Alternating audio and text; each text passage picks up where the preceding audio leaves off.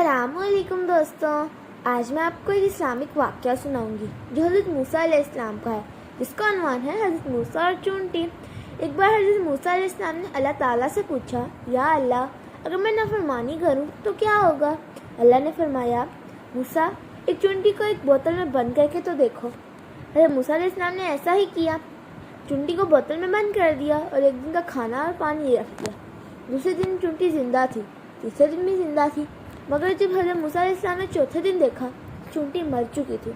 अल्लाह ताला ने फरमाया, देखो मूसा, जब तुमने रोज़ी देना छोड़ दी, चूंटी मर गई। सोचो, अगर मैं इंसान को उसके गुनाहों के बायस छोड़ दूँ तो क्या वो ज़िंदा रह सकता है? मैं गुनाहों के बावजूद भी अपने बंदे को रोज़ी देता हूँ।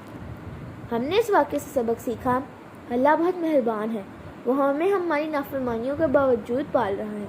हमें शुक्रगुजार और नेक बनना चाहिए। अब जल्दी जल्दी मेरी वीडियो को लाइक शेयर सब्सक्राइब करो और बताओ कि आपको ये इस्लामिक वाक़या कैसा लगा, ताकि मैं इस तरह के इस्लामिक वाक़या मज़ीद लाती हूँ। शुक्रिया, खुदा हाफिज़।